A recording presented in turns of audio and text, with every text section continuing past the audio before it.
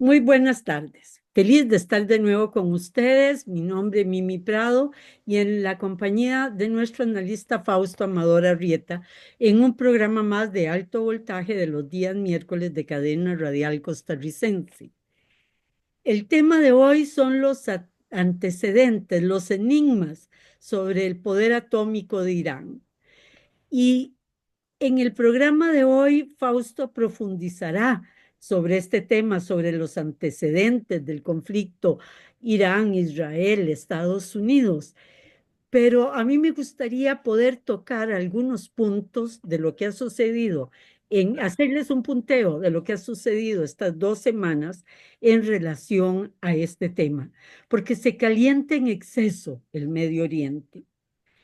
Trump le demanda a Irán, en primer lugar, Trump le demanda a Irán información sobre su programa nuclear y pide una reunión con las autoridades de iraníes. Pero al mismo tiempo que Trump hace eso, incluso les envía una carta, asesores de Trump, palabras más, palabras menos, dicen que de no llegar a un acuerdo, Irán será borrado del mapa. O sea, comienzan las exageraciones sobre el tema. Estados Unidos, además, envía sus bombarderos B-2 que pueden transportar bombas atómicas a la base nuclear, a la base, perdón, Diego García en el Mar Índico. Esto queda en línea directa con Irán. Definitivamente empiezan los tambores de guerra a sonar. Teherán acepta la reunión con Estados Unidos, sin embargo no acepta una reunión directa, la acepta a través de un interlocutor que media entre ambos y escoge a Omán. Este sábado se va a llevar adelante esta reunión. El ayatollah Khomeini, por su lado, pone en alerta al ejército iraní.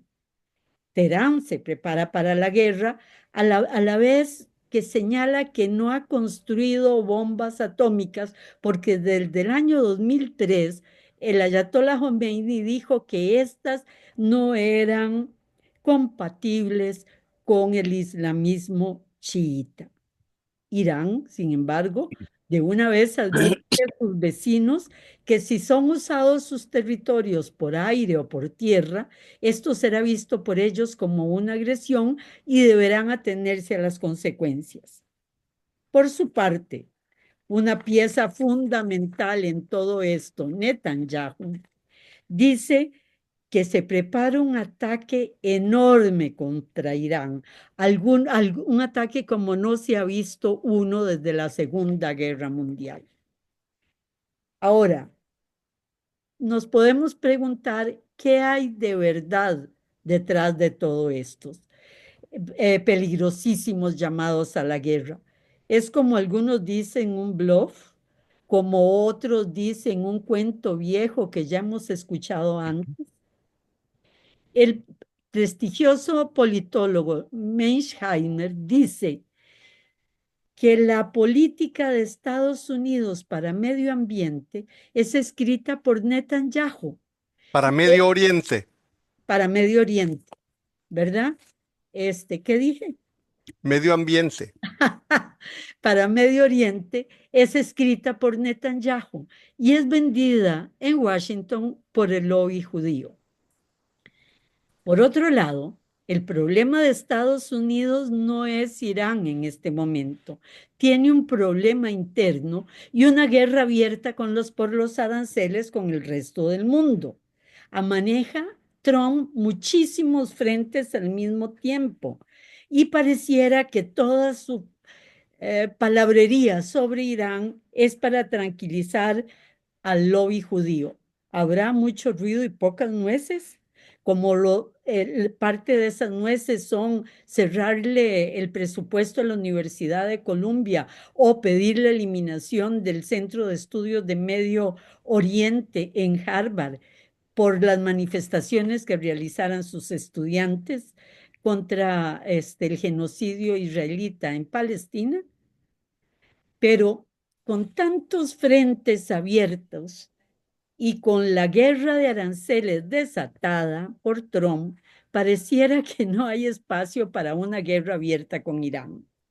Guerra que, para comenzar, traería como primera consecuencia al comercio mundial el cierre del Canal de Suez y del Estrecho de Omán. Ayer, tímidamente y como de pasada, Trump, en conferencia de prensa con Netanyahu después de la reunión que tuvieran en Washington, señaló, palabras textuales, estamos en conversaciones con Irán y francamente no queremos involucrarnos en lo que Israel quiere involucrarnos. Cierra comillas. Pero más claro que Trump es Tucker Carlson, el periodista íntimo amigo de Trump y quien pareciera que abre trocha, abre camino por donde Trump va después a caminar. Carlson señaló que una guerra con Irán sería suicida, así la llamó, y quien la defiende es enemigo de los Estados Unidos. Y añade Tucker Carlson, miles de estudiantes morirían, estadounidenses morirían, y con el tema de los aranceles no es un momento para una guerra con Irán. Y cierra diciendo en un artículo que escribió, estamos más cerca que nunca de la guerra por presión de los neocons. Esto es suicida. Cierro comillas. Pero en una realidad tan alterada como la que es Medio Oriente, con tantos intereses diversos, cualquier accidente, cualquier error de cálculo podría desatar la guerra. En la historia tenemos muchos registros de ello. Buenas tardes, Fausto. Buenas tardes, Mimi. Voy a probablemente a corregirte ligeramente en una cosa que dijiste, que no están en conversaciones directas, sino a través de Oman. Ayer dijo Trump abiertamente, le preguntaron, ¿son conversaciones a través de Oman? Y él dijo, no, son conversaciones directas, estamos en conversaciones directas. O sea que este sábado pareciera ser que van a tener conversaciones directas. En Oman. Tal vez, pero son Puede conversaciones ser. directas directas entre ellos. O sea, puede ser donde quieran, pero el punto es que van a ser conversaciones. Directo, sí. Hasta este momento han sido a través de intermediarios. Esta vez están conversaciones directas. Pues sí. Terán, Eso es lo que dijo, eso es lo que dijo Trump. Terán señaló, nos vamos a sentar en la mesa, pero con un interlocutor, ¿verdad? Que es Oman. Sí, está un poco complejo eso. Vamos a ver qué es lo que ocurre. Ojalá fueran conversaciones directas. En estos momentos, quien se está rehusando a tener conversaciones directas es Irán. Sí, exactamente. Bueno, Porque dice que Estados Unidos ha incumplido con ellos y que por lo tanto no quieren esas relaciones, esas conversaciones directas. bueno, hacer todas las cosas más peligrosas. Bueno, esa es la actualidad de la situación. En este momento existen tres escenarios de alta conflictividad que van desde la guerra de Ucrania hasta los aranceles. Pero la potencialidad gravísima de un enfrentamiento bélico entre Irán y la dupla Israel-Estados Unidos realmente es altamente peligrosa. Tenemos que ver un poquito antecedentes muy rápidamente antes de comprender la situación actual. Oriente Medio ha sido como un volcán activo con constantes y periódicas erupciones y explosiones desde el surgimiento del Estado de Israel. En 1947 las Naciones Unidas aprobaron una resolución que preveía que Palestina fuera dividida en dos estados, uno judío y uno árabe palestino. De más está decir que desde entonces existe solo un estado, que con el nombre de Israel ha estado en continua expansión, expulsando de sus tierras a los palestinos, sometiendo a los que se quedan a su ocupación militar en un régimen de apartheid con todo tipo de derechos disminuidos, inclusive los de movilidad, y con sus viviendas constantemente amenazadas de ser arrebatadas. Con el tiempo Israel ha venido consolidando el dominio de ese espacio, dividido entre el Estado de Israel propiamente dicho y una área que las Naciones Unidas han declarado que pertenece a los palestinos, pero que están bajo control militar ilegal, declarado ilegal el año pasado por las propias Naciones Unidas. Esa situación de permanente tensión ha enfrentado a Israel a tres grandes guerras, a dos levantamientos internos, dos intifadas, antes del decisivo 7 de octubre, cuando el ataque de Hamas cambió todo el escenario regional. Entonces, rodeado de grandes estados árabes, es evidente que la mera existencia del Estado de Israel, estados árabes o estados islámicos, ha estado en constante vilo, aislado en una región culturalmente ajena y en medio de esos estados hostiles, su supervivencia ha dependido de tres grandes factores: la superioridad militar de sus Fuerzas Armadas, el apoyo incondicional de los Estados Unidos y una bien diseñada estrategia regional de división, debilitamiento y desarticulación de los estados de los vecinos musulmanes hostiles. Obviamente son dos los elementos centrales, porque su superioridad bélica depende de los otros dos. Así es. En medio de la Guerra Fría que surgió después de la Segunda Guerra Mundial, la alianza entre Estados Unidos e Israel tuvo un importante papel porque contrarrestaba la influencia soviética en una región petrolífica o petrolífera geopolíticamente decisiva. Esa función desapareció cuando se disolvió la Unión Soviética y en el ambiente de paz propiciado por el fin de la Guerra Fría, en efecto tuvieron lugar amplios procesos de pacificación y reconciliación en la región, en los que predominó el principio de resolución del problema palestino, buscando por la vía de la negociación y no del enfrentamiento bélico la constitución de dos estados. Pero esos procesos no resolvieron para nada el problema de la desposesión palestina y mucho menos su humillante sometimiento. En todo caso, cabe preguntarse qué ventaja geopolítica tiene Estados Unidos para mantener una alianza con Israel y enemistarse con toda la región. La lógica nos diría que la hegemonía unipolar de Estados Unidos se vería afianzada con un Oriente Medio pacificado y en alianza con él, pero eso no ha sido así. Periodos de enfrentamiento han sido seguidos de periodos de más o menos relativa estabilidad política, pero el principal factor de desestabilización de Oriente Medio no ha sido resuelto: el problema palestino, el problema de Israel, la ocupación de las tierras de los palestinos, en fin. Después de neutralizar durante 20, 30 años a sus vecinos países árabes, de repente surgió un elemento nuevo, inesperado, que fue la caída del Shah de Irán en 1979 y el surgimiento del régimen musulmán chiita, teocrático. Y desde entonces esa ha sido la principal amenaza y la principal contradicción, porque todas las demás contradicciones están vinculadas con esa.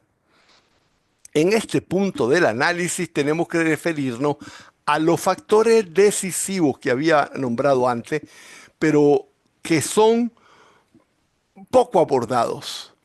Y esos factores son fundamentalmente la estrategia política regional de Israel y la poderosa fuerza, muchas veces subestimada o mal conocida, de los lobbies sionistas, así con S, en Estados Unidos. En realidad, durante mucho tiempo, Israel ha logrado neutralizar a los países más vecinos, como con acuerdos como con Egipto y Jordania, ha dominado militarmente en Líbano, ha cooptado tecnológica y económicamente a Arabia Saudí, a los países a los Emiratos del Golfo, y bueno, Y por último, ha logrado desarticular las estructuras políticas, impulsando a Estados Unidos a invadir o a provocar y suscitar terribles divisiones internas, guerras civiles, que los han terminado desencajando. Pero bueno, en ese proceso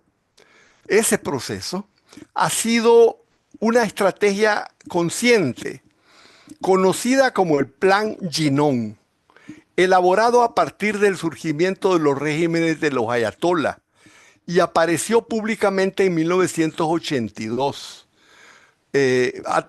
por medio de un artículo firmado por Oyed Ginón, que era consejero estratégico de Ariel Sharon, y se dice que es uno de los mentores políticos del propio Netanyahu.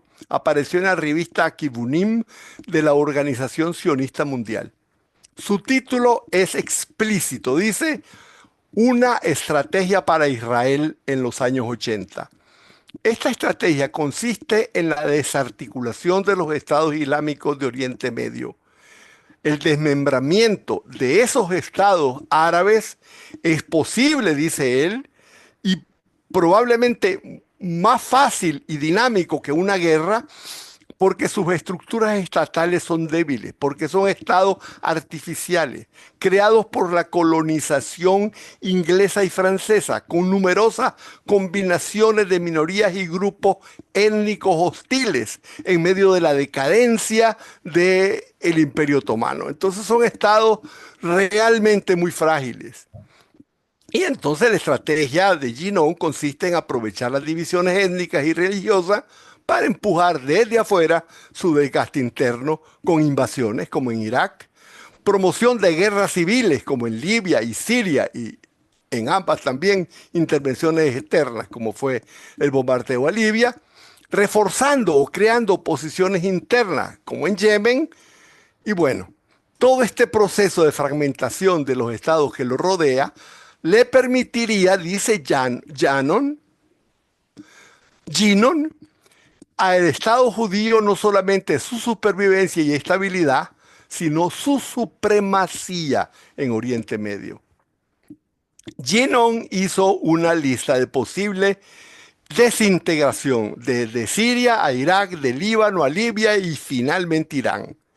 El plan Ginón va a ser apropiado por Netanyahu y va a ser transmitido y ya va a constituir la famosa lista de 7 guerras que mostró públicamente el general Wesley Clark, donde él abiertamente dijo el 2 de marzo de 2007 por televisión que justo después del bombardeo de las Torres Gemelas, el asistente personal de Donald Rumsfeld, secretario de Estado de la época de Bush, le contó, le enseñó físicamente una lista donde decía que desmembrarían o tomarían 7 países en Oriente Medio en los próximos 5 años, decía él. Y le mostró cuáles eran. Empezaremos con Irak, dijeron. Después será Siria, Libia, Líbano, Sudán, Somalia. Terminaremos con Irán. Y todo ese programa lo han ido cumpliendo. Es absolutamente el plan Ginón retomado por Netanyahu y puesto en manos de los lobbies sionistas para empujar a las administraciones norteamericanas a ejecutarlas. Ahí están los grandes países potencialmente amenazantes para Israel que han sido todos convertidos en estados fallidos, en verdaderos desastres internos, incapaces de pensar ni siquiera por sí mismos. Solo queda Irán. Hacemos una pausa, Fausto. No, todavía no. Todavía no. Es que era un punto perfecto. Bueno, Será conviene ahora que analicemos las razones profundas, culturales, históricas e ideológicas de la poderosa fuerza de los lobbies sionistas en Estados Unidos. Con la palabra sionismo entiéndase una ideología que promulga que los judíos tienen derecho a la herencia sagrada de Palestina. Eso es sionismo. Se acostumbra a hablar con facilidad del lobby judío, que con su dinero permite la promoción o destrucción de las carreras de la clase política en Estados Unidos. Esa es la parte más fácil de entender. pero también la más frágil y superficial, porque el dinero es solamente parte de la historia. Existe otro aspecto que es menos conocido. Por eso yo no hablo solamente del lobby judío, sino de los lobbies sionistas. Judío y sionista no son sinónimos, es algo más profunda. Me refiero a diferentes segmentos de población, de cultura y de tradiciones que hablan del retorno del pueblo hebreo a la zona palestina. Y de hecho son grupos sociales, socioculturales muy amplios, que van más allá de la población hebrea. Y algunos son todavía más poderosos que el lobby judío. Están los lobbies sionistas cristianos, porque son varios, y el reciente lobby sionista neoconservador. Para comenzar, el primer sionismo no es hebreo, es cristiano. El sionismo propiamente hebreo nació a mediados del siglo XIX, junto al surgimiento del nacionalismo europeo, fundado por judíos seculares askenazí. Y su primer opúsculo nació a partir del opúsculo Der Judenstaat de Theodor Herzl. Y esta tradición viene desde 1860. Nunca antes de 1860 se encuentra entre la tradición judía hebrea la idea de un retorno colectivo a la tierra prometida. Importantísimo. Y mucho menos la constitución de un Estado. Nunca antes en la tradición del pueblo hebreo. La primera vez que aparece la idea del retorno aparece entre los cristianos. Y aquí podemos hacer el corte. Muy bien, regresamos con ustedes en unos minutos. De vuelta con ustedes, el tema anterior fue el lobby judío, pero sobre todo Fausto empezó a centrarse en el sionismo y sus diferentes vertientes. Ahora ibas a hablar sobre el sionismo cristiano. Efectivamente, es el primer sionismo. Es una tradición genuinamente norteamericana y anglosajona y se encuentra en la base del más poderoso sionismo estadounidense y cristiano. Sin ese sionismo, Israel probablemente ni siquiera habría nacido, porque no es el lobby judío el único, sino el sionismo cristiano el que condicionó políticamente en Estados Unidos y en Inglaterra el nacimiento del Estado de Israel. El sionismo cristiano se originó el mismo año de la llegada de los pilgrims al Nuevo Mundo, 1620. Ya mostré que el sionismo hebreo nació en 1860. Fue entonces, en 1620, que Henry Finch propugnó el necesario regreso de las 12 tribus de Israel a la tierra prometida. Y a partir de ahí, a partir de ese momento, nació la idea de que la segunda venida de Jesús será precedida y preparada por la restauración de Israel en la tierra que Dios les prometió. Y el acervo estadounidense del sionismo es impresionante.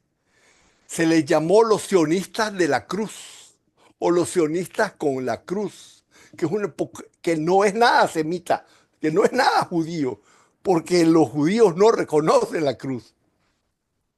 Incluso son antisemitas muchos de ellos.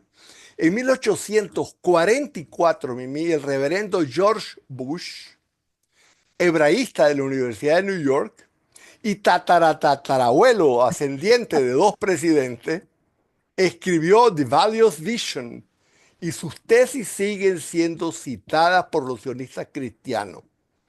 De la pluma de ese patriarca tatarabuelo de la familia Bush sale la siguiente sentencia: el retorno final de la raza judía a su larga dispersión entre las naciones y su reasentamiento en la tierra que les fue legada será definitivo y permanente.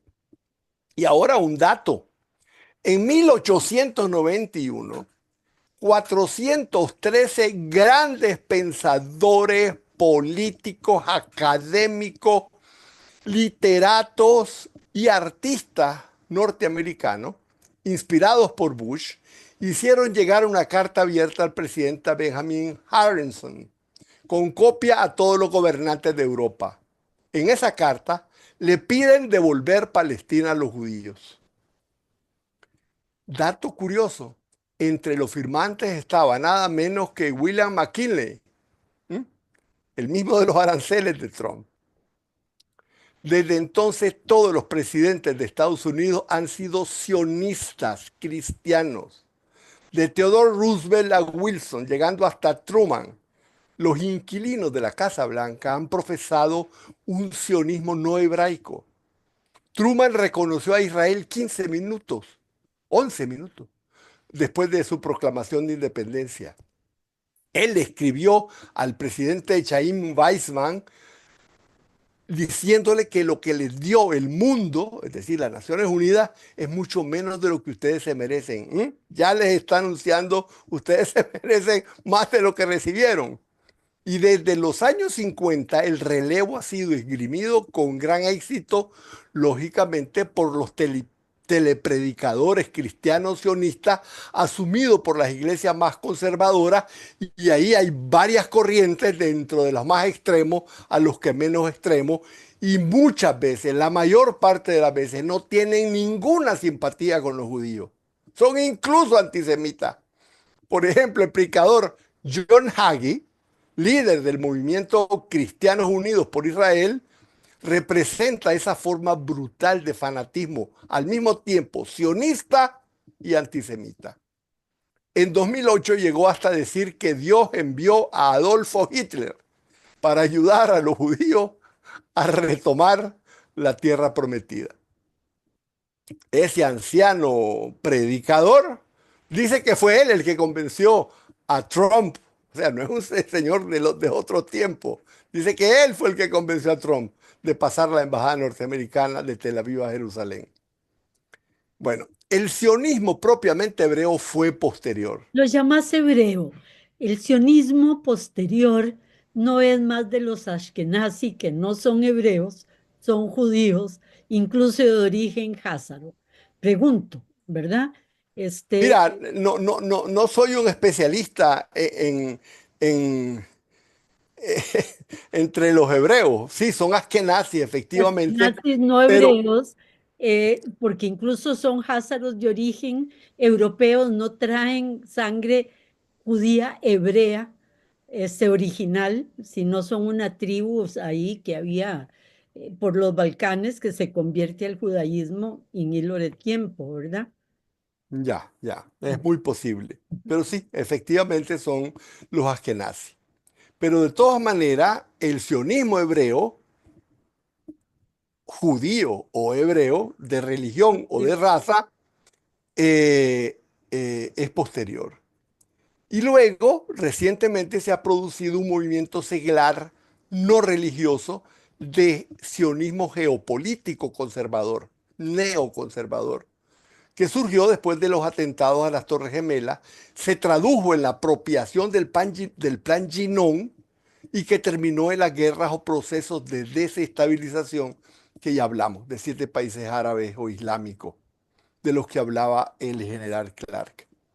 Eh, Tal vez para aclarar, el término judío tiene que ver con una religión y el término hebreo tiene más que ver con un idioma, pero se ascribe a una raza. La visión sionista neocon no es religiosa, sino geopolítica. Según los sionistas neocon, el dominio de Israel es una componente necesaria de la hegemonía internacional de Estados Unidos. Digamos que son dos corrientes paralelas, neocon paralela. En Europa, la expansión de la OTAN. En Oriente Medio, el dominio y la expansión de Israel. O sea, son dos corrientes paralelas de la misma corriente política central neoconservadora que en Oriente Medio es de un sionismo militarmente agresivo. Bueno, amplíe este tipo de cosas porque era importante entender la trascendencia cultural, religiosa, política, social, tradicional en los Estados Unidos, de los que deriva esa tremenda fuerza.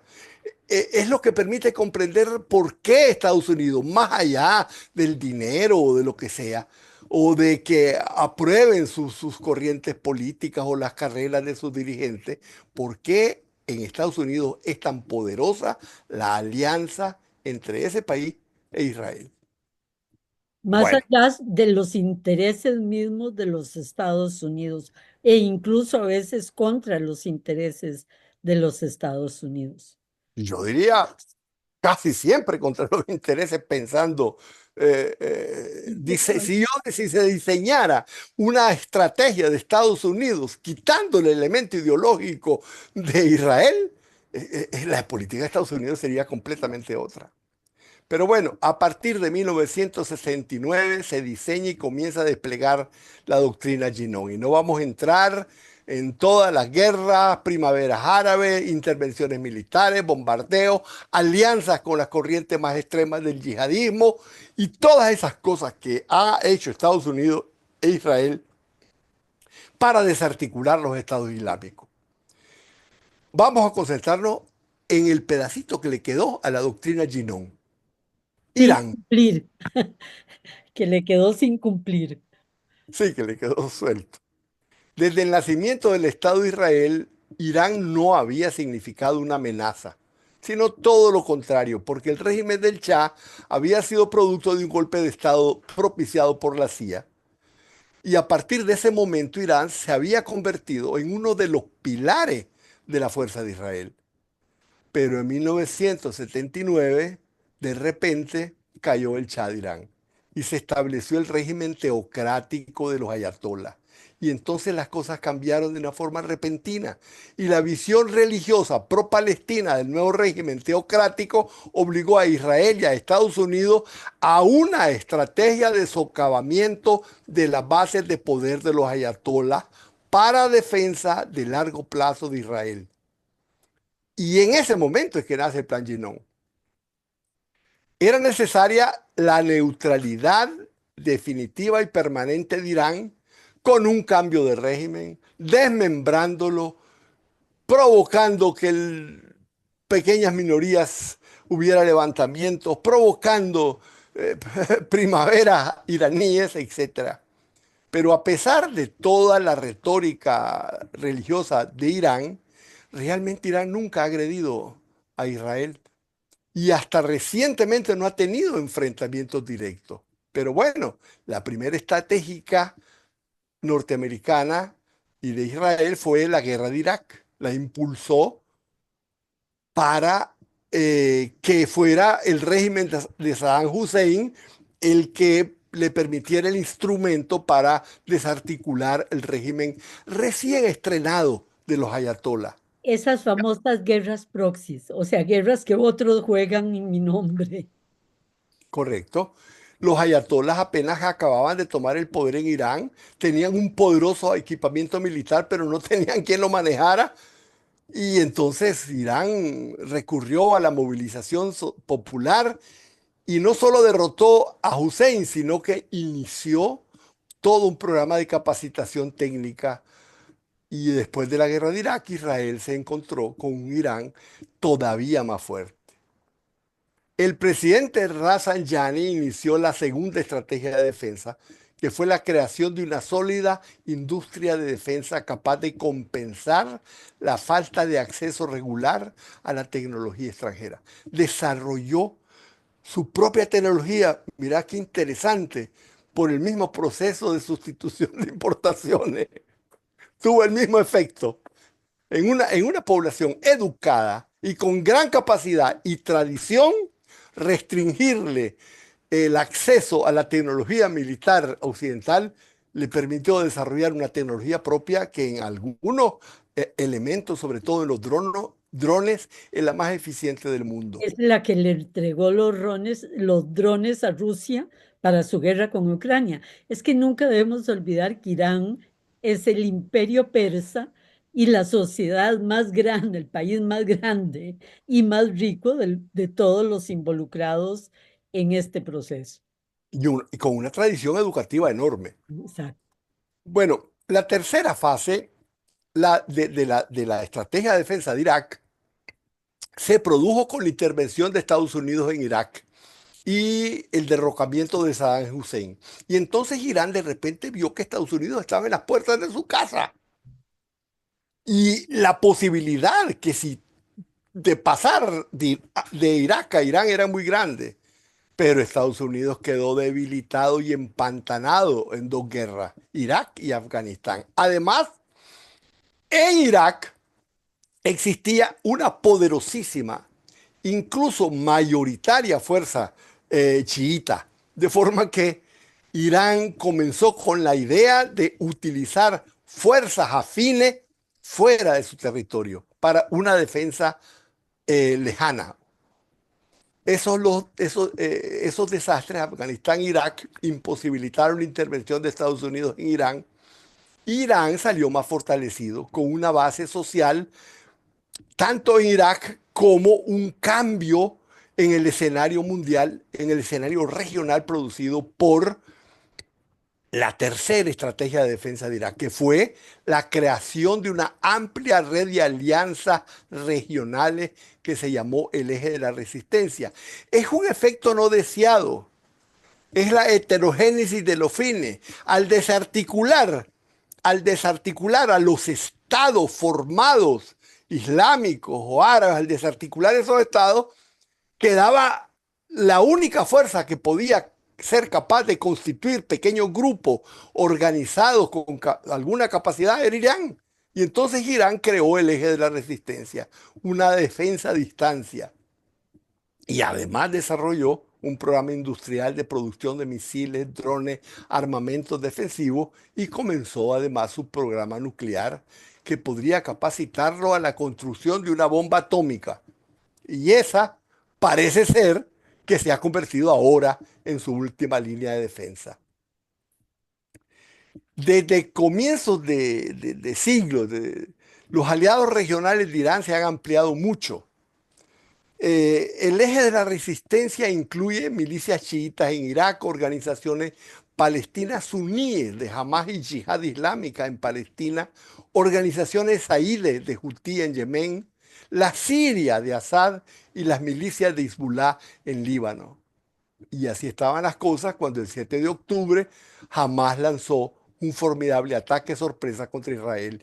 Y la respuesta militar de Israel contra Hamas en Gaza, en Líbano y todo ese proceso de asesinatos dirigidos por el Mossad tuvo como punta de lanza esas capacidades de infiltración que logró la decapacitación de la cúpula política y militar de todas las organizaciones del eje de la resistencia. Y entonces Irán quedó con un debilitamiento formidable de las capacidades estratégicas de seguridad a distancia.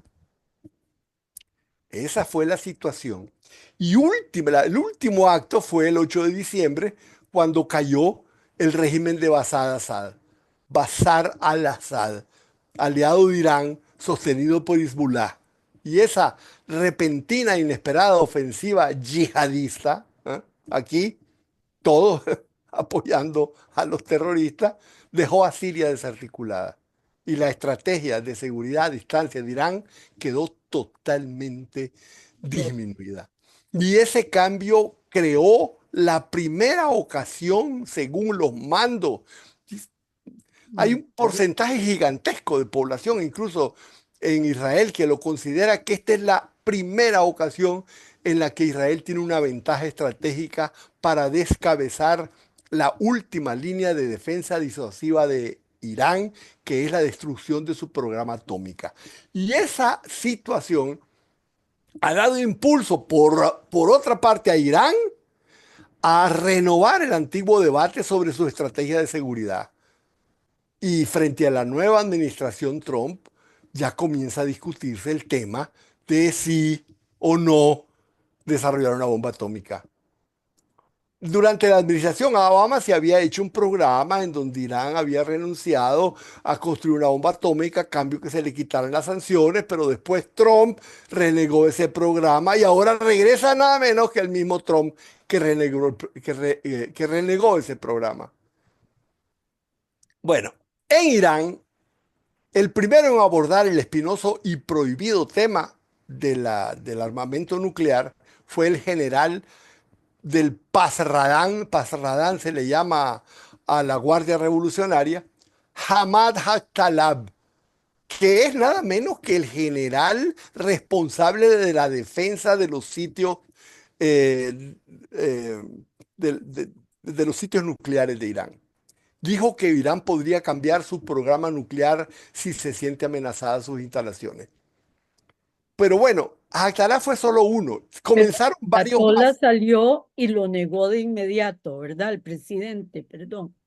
Sí, pero han salido después de eso han salido otras, llamémosle, discusiones sobre la posibilidad de una excepción al FATWA que prohíbe la fabricación de guerras atómicas. En todo caso, es una discusión que sigue subterránea en todos los segmentos ideológicos y políticos de Irán que ya consideran inoperante el eje de la resistencia a distancia y ha actualizado que la única opción para asegurar la defensa de Irán es el desarrollo de armas nucleares.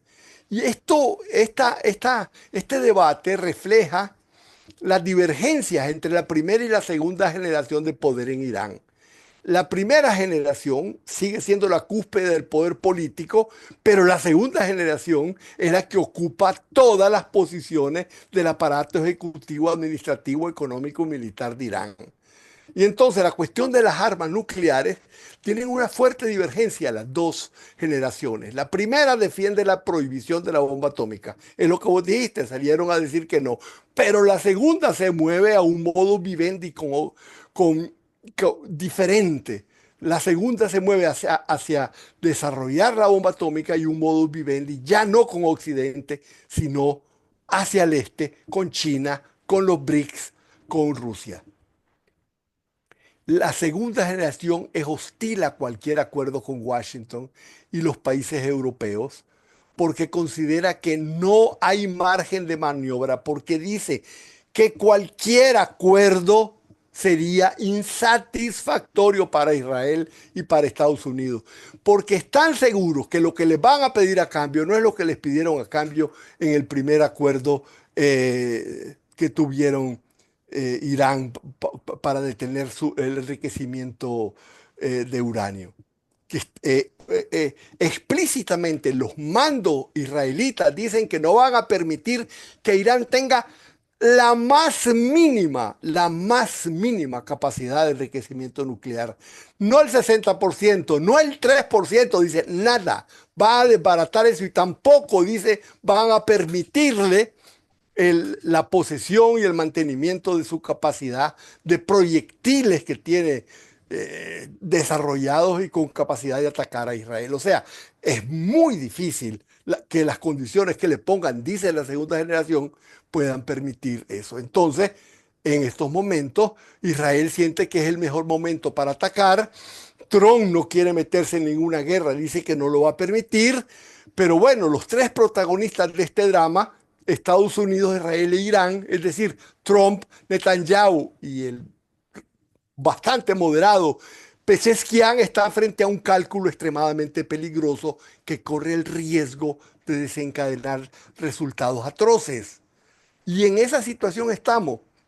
En esa situación estamos. Y el mismo hecho de que vos y yo discutiéramos si van a tener conversaciones directas o indirectas, la realidad es que todavía no se sabe si son directas o indirectas. Las cadenas de noticias, unas dicen que van a ser directas, otras que van a ser indirectas, pero el enviado es Steve Witkoff. Por lo menos eso muestra el nivel al que está llegando Trump y la capacidad de concesiones que va a hacer. Pero cualquier cosa que diga Trump va a ser aceptado por Israel, va a ser aceptado por los lobbies sionistas de los Estados Unidos.